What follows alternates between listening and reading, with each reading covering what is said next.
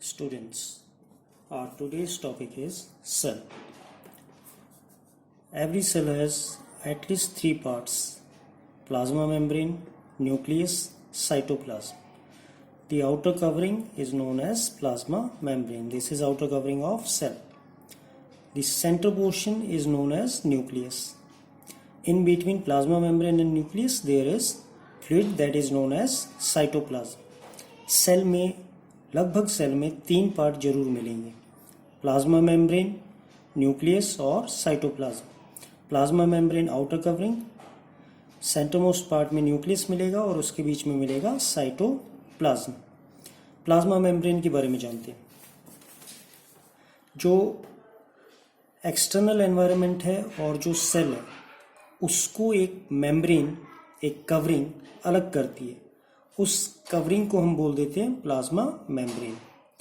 It is responsible for separation between external environment and internal content of cell. Second, this plasma membrane is normally known as selectively permeable membrane. Why this plasma membrane is known as selectively permeable membrane? Reason is that this plasma membrane allows some material to enter through it inside the cell from external environment, and also allows some materials, only some specified materials, to leave from the cell to external environment. It only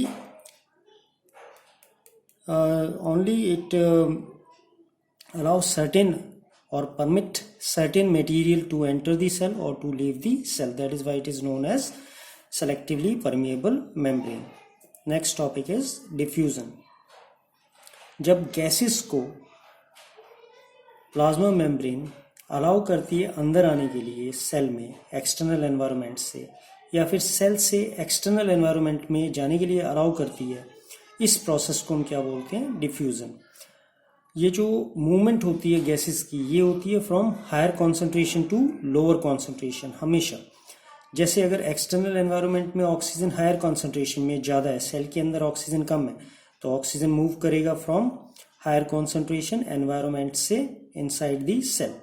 या फिर जैसे carbon dioxide waste एक माना जाता है जो cell के अंदर होता है, वो अगर सेल के अंदर ज़्यादा हो जाए तो वो क्या करेगा? हायर कॉन्सेंट्रेशन में सेल के अंदर, तो वो एनवायरनमेंट में चला जाएगा। इस प्रोसेस को हम क्या बोलेंगे? डिफ्यूजन। हमेशा जो डिफ्यूजन होता है, जो मूवमेंट होती है from high concentration to low concentration, ये प्लाज्मा मेम्ब्रेन दिया हुआ है। यहाँ पे एनवायरनमेंट में हम मान रहे हैं कि ऑक्सीजन का अमाउंट ज़्यादा है, तो वो क्या करेगा? प्लाज्मा मेम्ब्रेन के थ्रू सेल के अंदर एंटर कर जाएगा।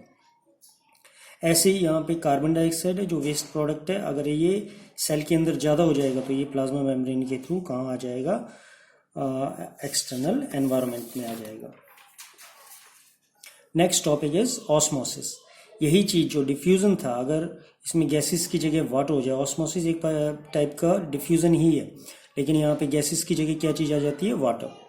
वाटर सेल के अंदर आ रहा है from higher concentration to lower concentration. यहाँ पे बाहर ज़्यादा पानी होगा और इसके अंदर कम होगा, तो ये इसके अंदर चला जाएगा सेल के। और अगर सेल के अंदर ज़्यादा पानी हो तो वो क्या करेगा? बाहर आ जाएगा। इसमें भी वही चीज़ है कि जो मूवमेंट है वो कहाँ से होगा? From high concentration to low concentration. ये तीन टाइप का होता है, तो उसमें फर्स्ट कौन सा है? Hypotonic solution. हाइपोटोनिक सॉल्यूशन में क्या होता है? जो सेल है उसके अंदर लो कॉन्सेंट्रेशन ऑफ वाटर होगा, एनवायरनमेंट में हाई कॉन्सेंट्रेशन ऑफ वाटर होगा, तो वाटर की मूवमेंट होगी from high concentration to low concentration, external environment से प्लांट या फिर सेल के अंदर होगी थ्रू प्लाज्मा मेम्ब्रेन, जो हम क्या बोलते हैं? Selectively permeable membrane. जब पानी इसके अंदर जाएगा तो फिर ये सेल कैसा हो जाएगा? स्वेल हो जाएगा, फूल जाएगा। जैसा आपने देखा भी, ये रेजिन्स हो, एप्रिकॉट्स हो, बादाम, किशमिश, इनको अगर आप भिगो के रख दें तो सुबह तक ये सेल कैसे हो जाते हैं? ये फूल जाते हैं, दे स्वेल। किसकी वजह से? Because of these are forming hypotonic solution. Next solution, isotonic solution.